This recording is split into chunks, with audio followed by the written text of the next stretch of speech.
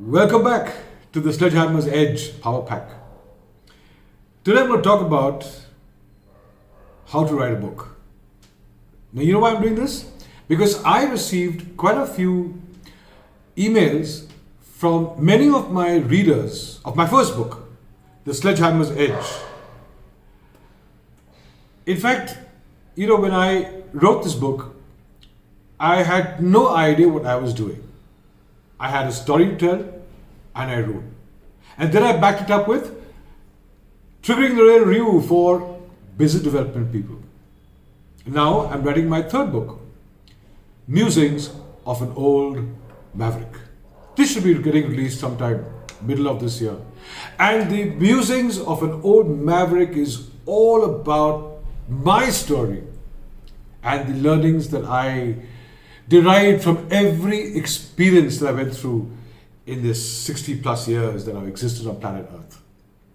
Now, it is very rare that I come across someone who doesn't want to write a book, or at least doesn't have a story to tell. We all have stories to tell. All of us. Me, you, and everyone. The problem is, we don't know how to settle down and tell that story through a book. And let me tell you, it is so easy. So, I'm going to delve into a few tips on how you yourself can actually write a book.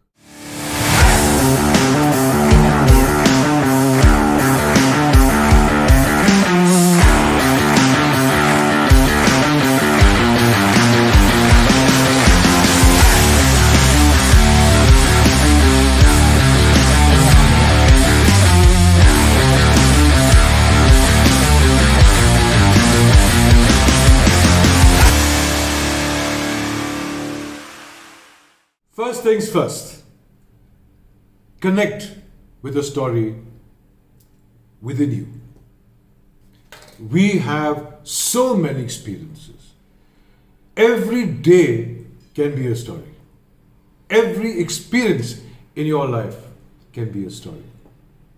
The most important thing is connect yourself with a story that is existing within you. From your experiences, from whatever. Connect first with the story.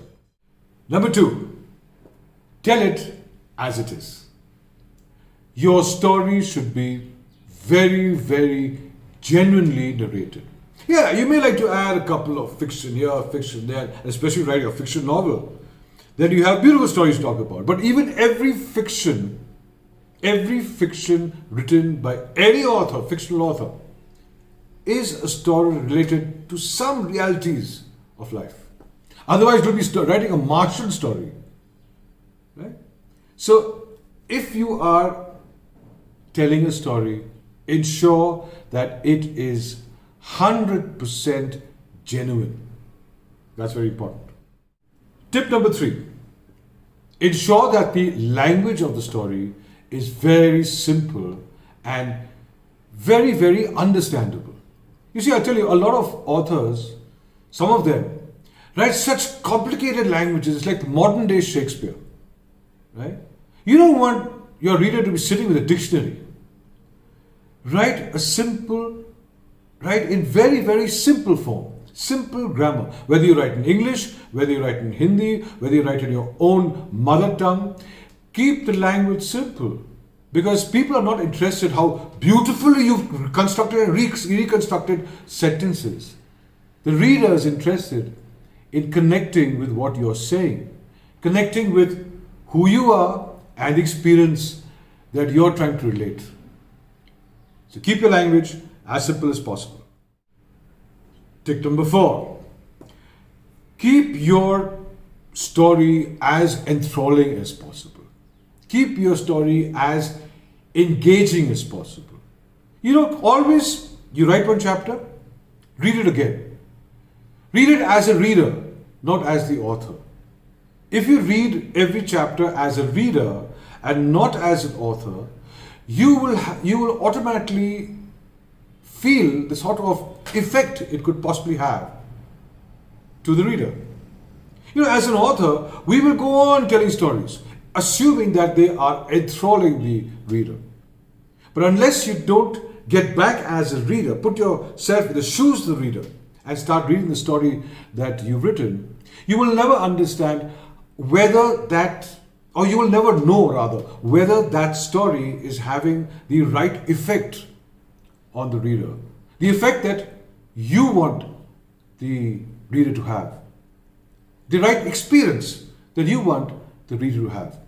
So very often, step back out of the shoes of the author, step into the shoes of the reader, and then decide whether what you have just written is strong enough to keep the reader engaged.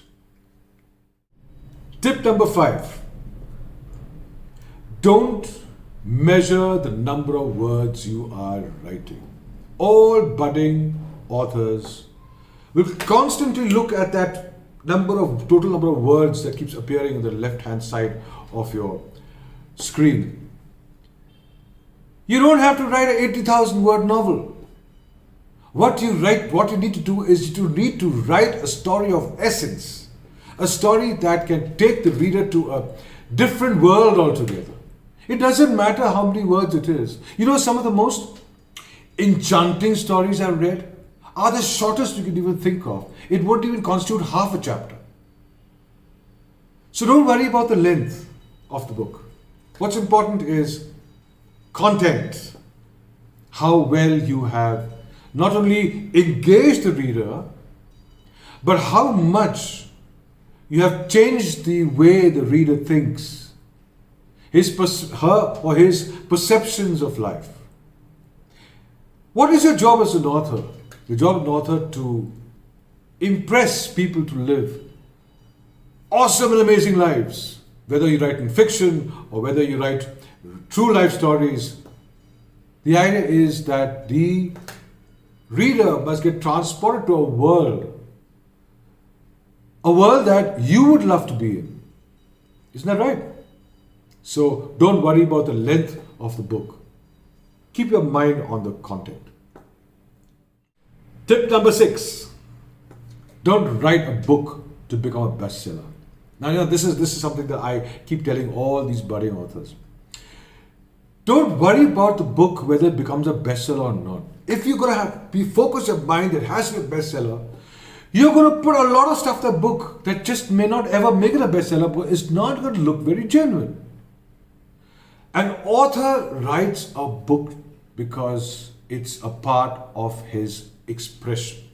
One of his expressions. He may have 1,000 other expressions.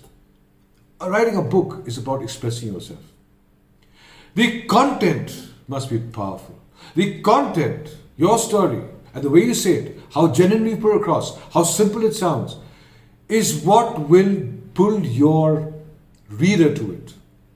It doesn't matter if you think that, there are millions and millions of books that get released every year. I'll probably just be another drop in the ocean. That's all right.